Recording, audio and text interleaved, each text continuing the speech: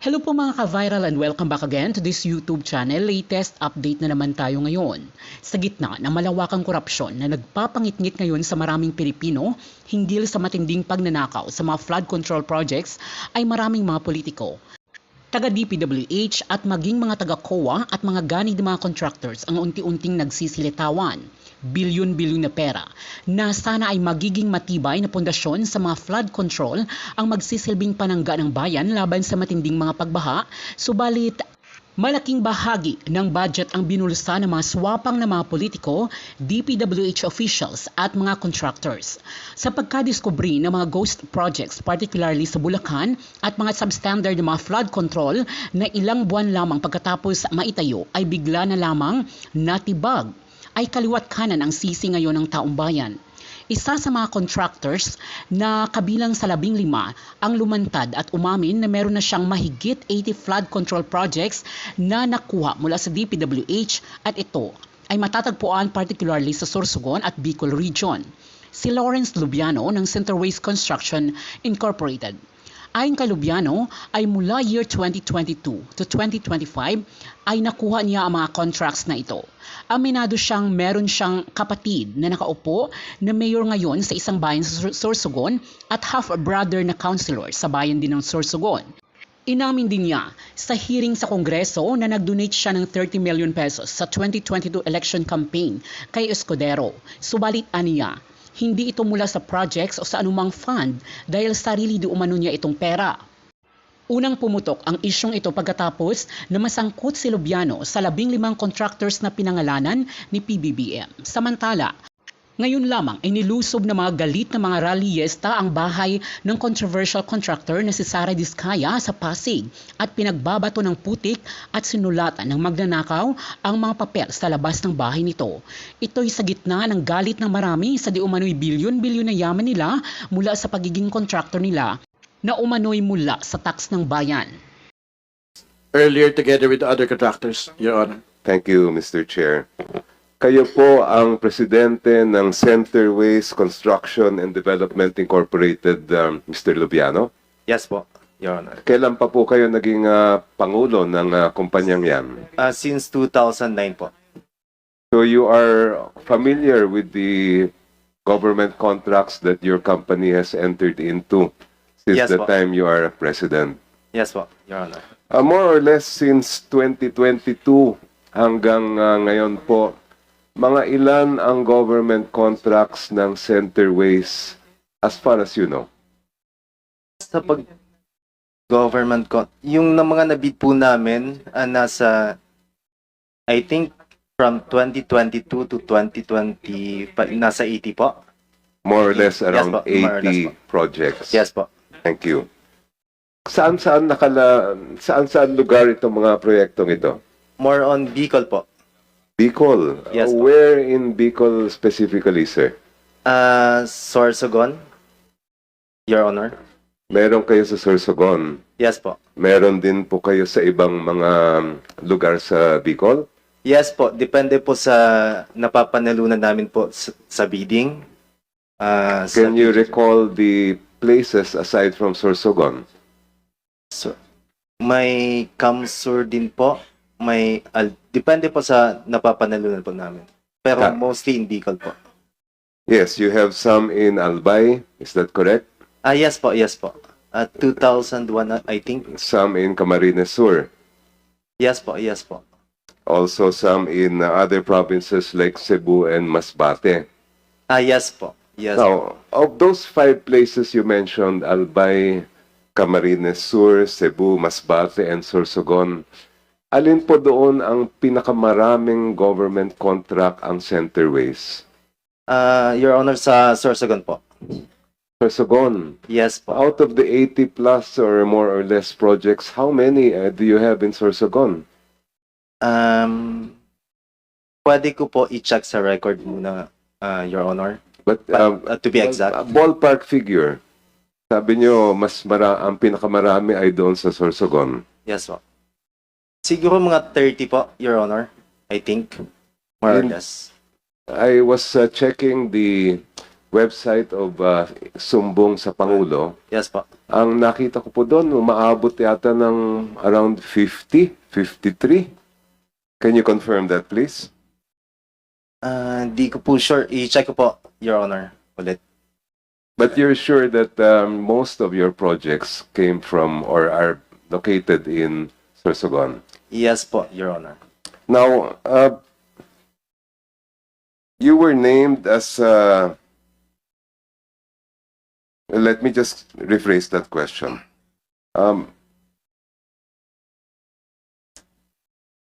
Meron po ba kayong kamag-anak, asawa, o kaya kapamilya na nasa gobyerno ngayon? Yes po, Your Honor. Sino po sila at anong kanilang posisyon? Po. Sino po sila? Yung sinasabi niyong kamag-anak ninyo. Kapatid ko po, Your Honor. And what is his position in government? Mayor po, ngayon, sa isang bayan sa Sorsogon po. Saan po? Sa Sorsogon? Sa Sorsogon. Sorry. Aside from your brother or is that sister? Wala po akong sister. Sino pa po? Maliban Brother ko doon? po, city councilor din po sa Sorsogon. Maliban doon sa dalawang nabanggit ninyo, meron pa ba kayong ibang kamag-anak Wala na na po. nasa government? Sa pagkakaalam ko po, wala na po. How about business partners? Do you have any business partners who are in government? Wala po, Your Honor.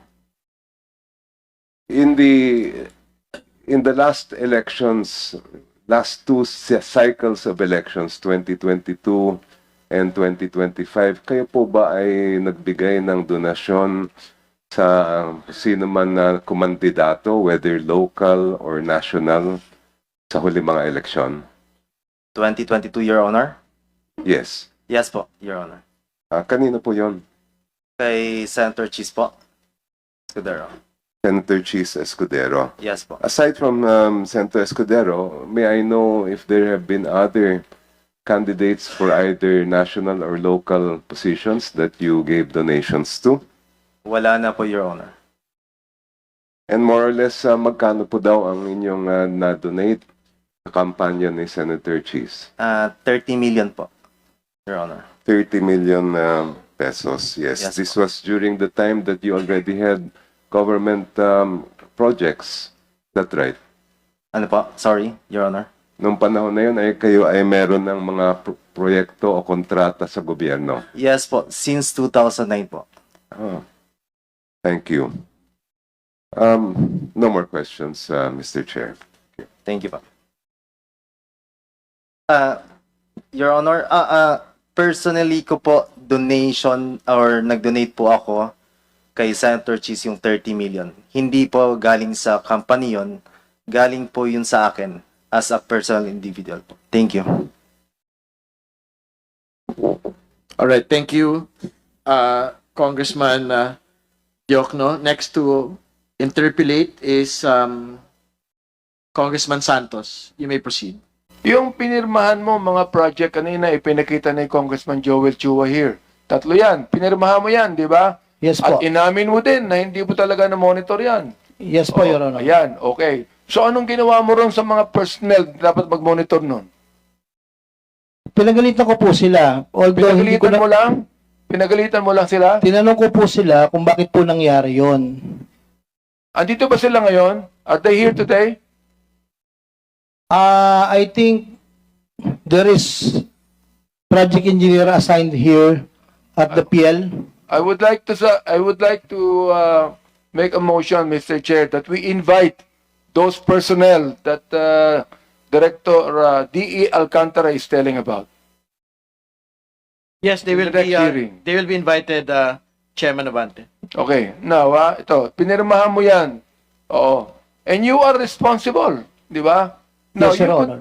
ako'y nagpapasalamat because you admitted negligence. Oo. But negligence is not corruption. Because corruption, merong pagpapalit ng pera dyan, di ba? Am I right? Yes, Your Honor po. Ayun. Okay.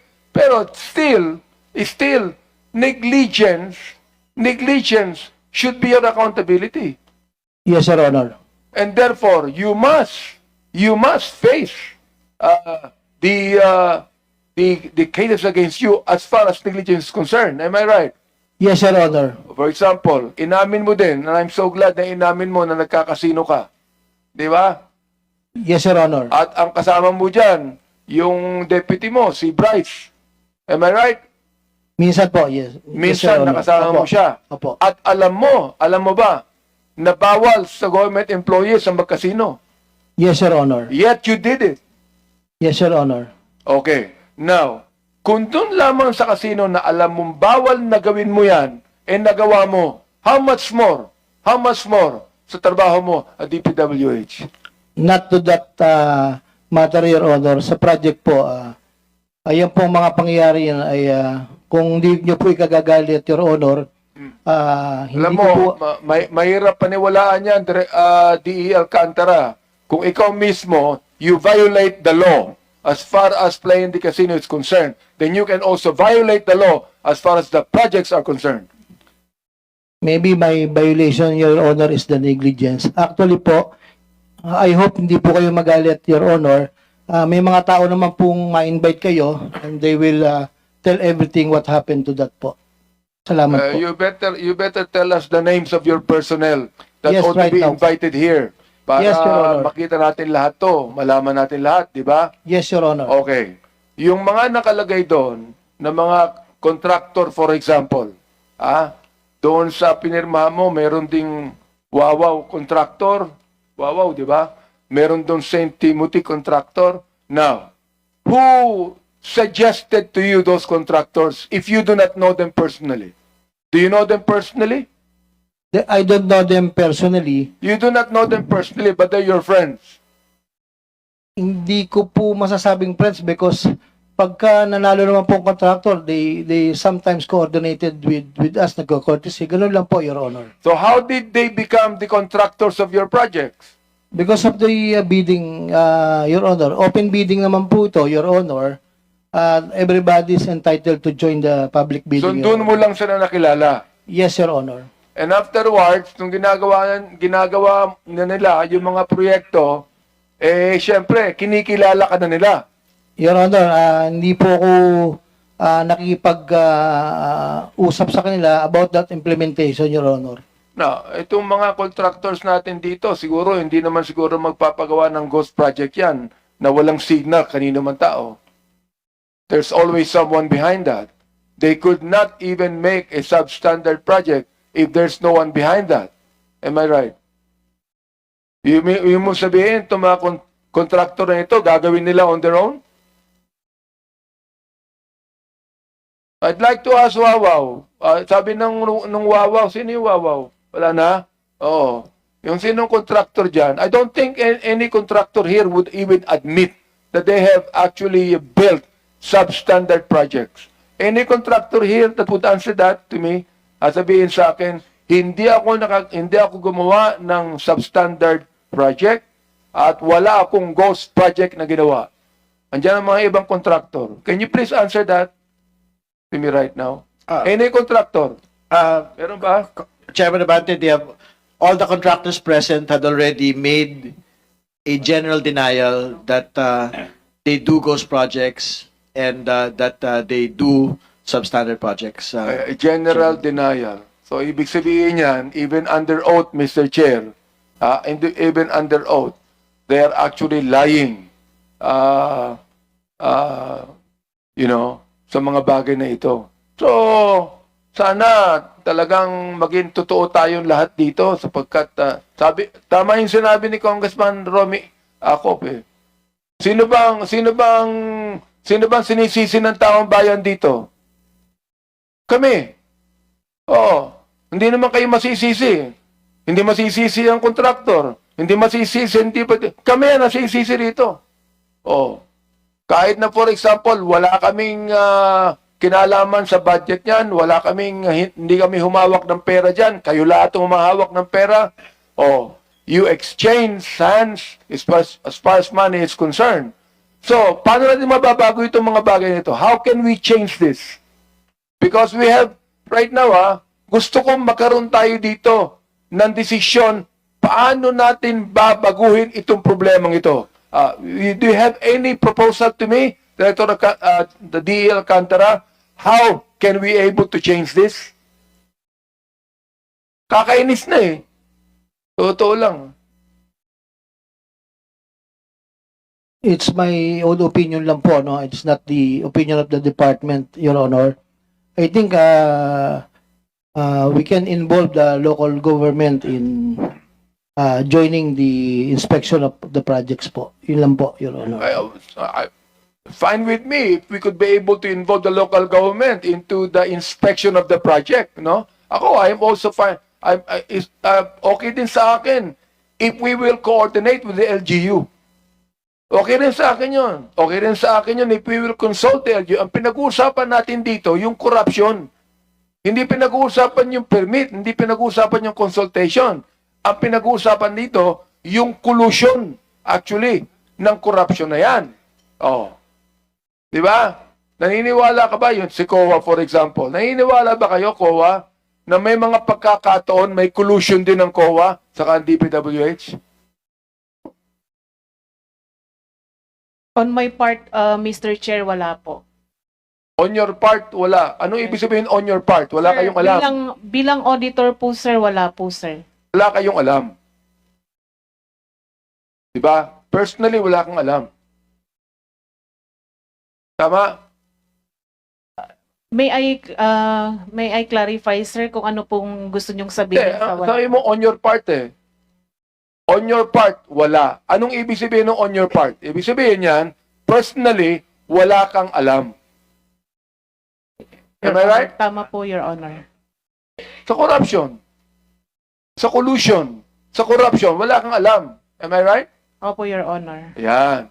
Pero, meron. Whether it be local government unit between the LGU and the COA. Anong tawag sa LGU? Yung COA auditor. Oo. Meron sa pananaw mo, meron din yan, di ba? Hindi naman pwede na merong corruption sa mga bagay na yan, hindi alam ng COA eh.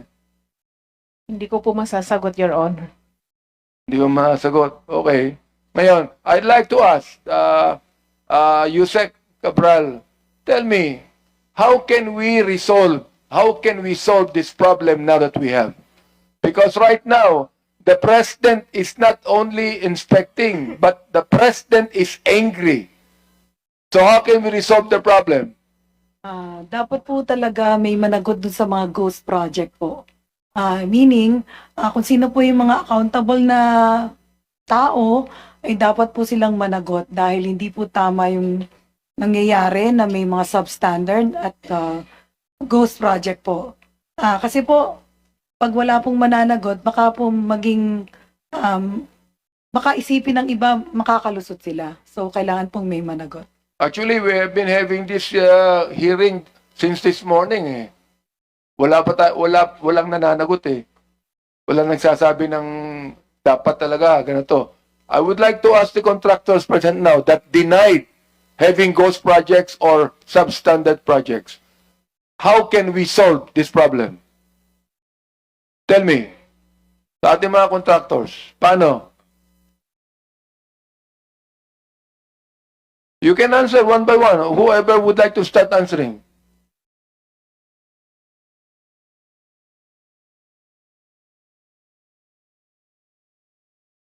Sige po. Oh. Sino yung mga contractor dyan? Pakisagot lang yung tanong ko, how can we solve this problem right now? This is a nagging problem. It has been going on ever since. Hindi ba, COA? Been going on ever since. Mr. Chair, based po sa mga findings po ng mga auditors natin, may mga observations po tayong nakita sa mga deficiencies po nila. Why it's been going on ever since. Am I right? Yes, Mr. Chair. O yan. I'd like to find out from our contractors. Kayo, ang gumagawa ng mga proyekto natin. Kayo ho. Oh, paano po natin masosolve itong problemang ito? Wala pong ayaw magbigay ng solusyon?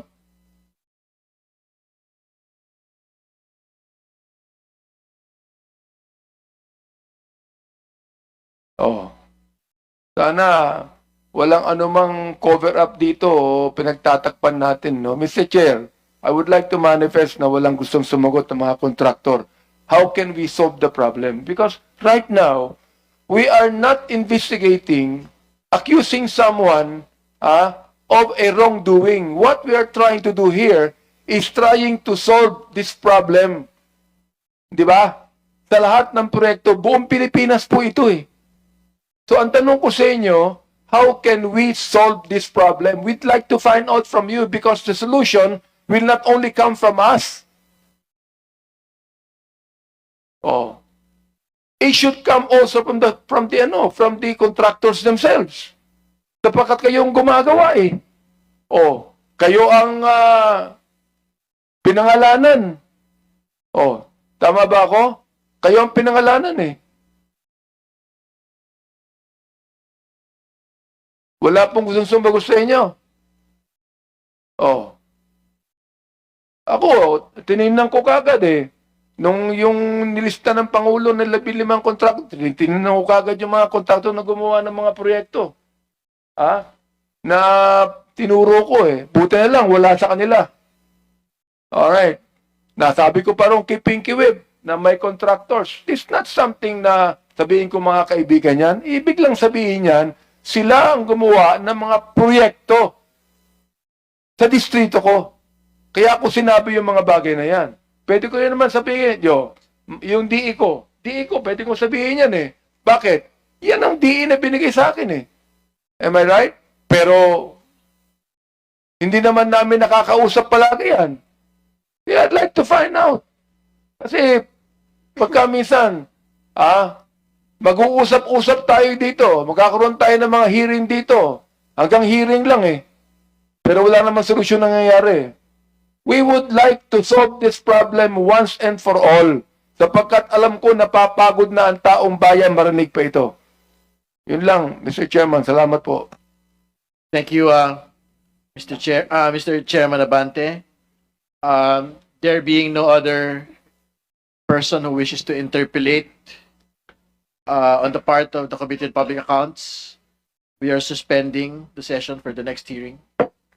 On the part of the Committee on Public Works and Highways, Binanggit ko lang po na natanong na po kasi ni Congressman Erice yung pong katanungan ng ating That's why, Mr. Chair, mambabatas. I mentioned that my questions is in line with the question of Congressman Erice. That's why I'm setting the premise. Let's move forward, Mr. Chair. Sayang ang oras na hinihinto natin ang investigasyon na ito. If the premise was laid already, why do we have to repeat it? Because, Mr. Chair, I have my time. I'm laying down my premises of...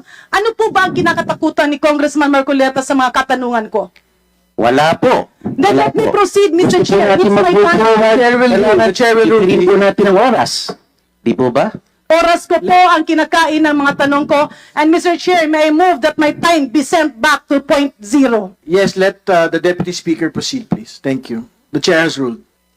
So thank you very much, Mr. Chair. Balik po ako sa zero at magsimula po ang aking 5 minuto. So Secretary, ulitin ko lang po yung tanong para po madugtong ko. Paano po ba nagsisimula ang paglista ng mga proyekto sa NEP?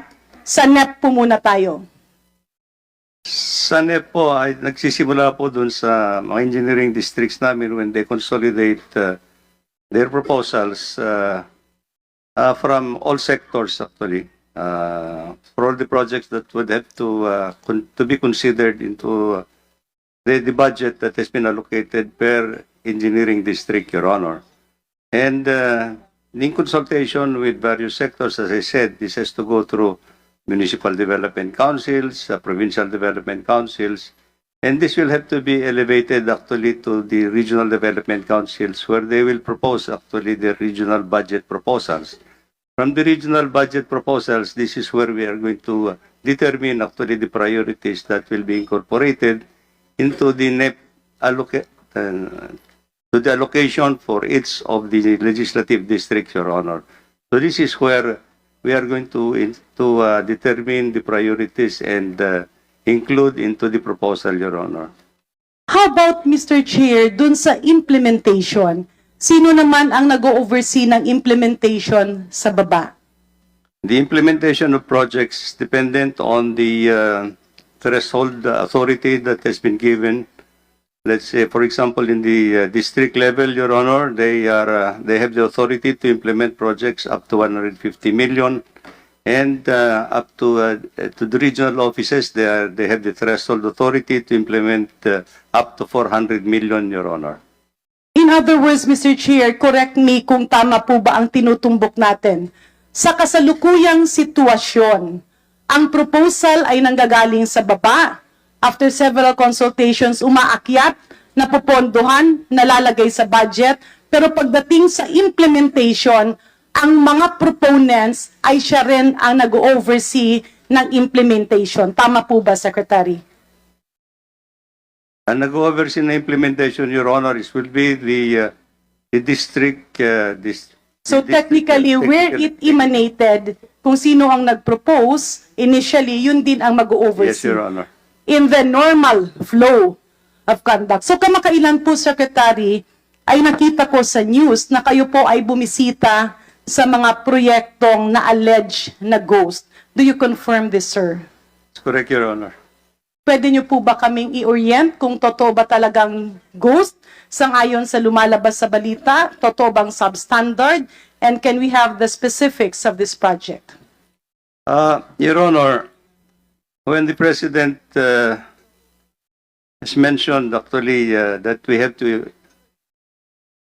investigate all the projects that we have furnished him, actually completed projects that we have furnished him, I immediately sent out validation team from the Department of Public Works and Highways to do a what we call present and absent project identification, Your Honor. And thereafter, there has been some reports actually that there are projects that cannot be located, and there are projects actually. Apologies, sir. Tumbukin na lang po natin yung una yung binisita. Were these projects in Bulacan?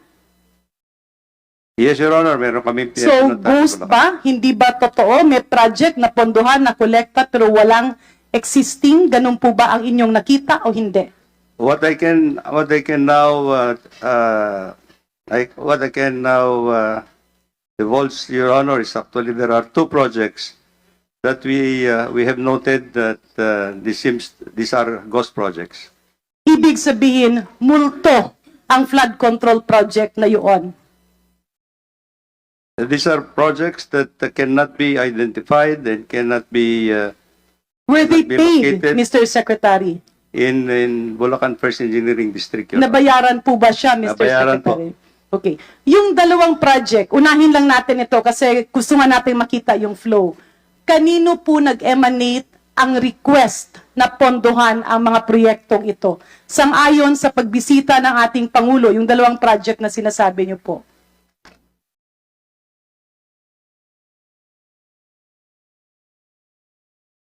The first project was actually financed under the fiscal year 2024.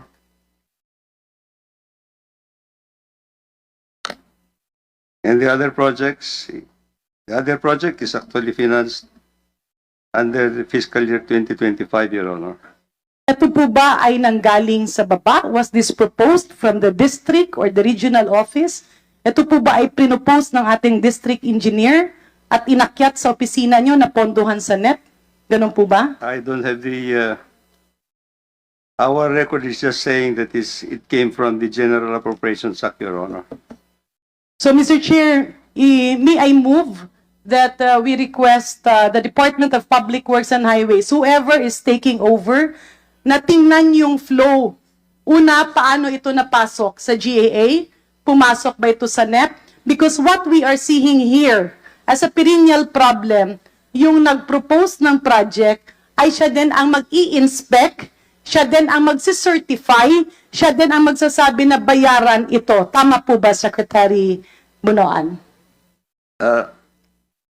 magsasabi ng bayaran, Your Honor, will be the implementing office that supervises and implements. Precisely. Yes, It's the same office that you mentioned. Yung nag-propose, papunta sa central office, papunta sa DBM, at na inoon ng DBM, napunta sa budget, siya rin ang mag-i-implement, siya rin ang mag-go signal. So the power rests in a single office or a group of people. Tama po ba?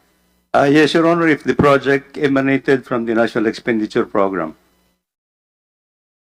So, Mr. Speaker, Mr. Chair, dugtungan ko lang po, kasama lang itong mga binisita ni former Secretary Bunoan, kasama yung ating Pangulo. Yung pong sinabi niyong Barangay Piel, Baliwag, Bulacan, ito po ba ay ghost din?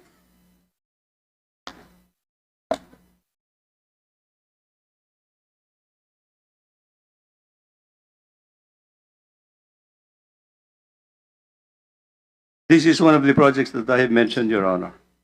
Ano po yung parang merong flood control na parang ginagano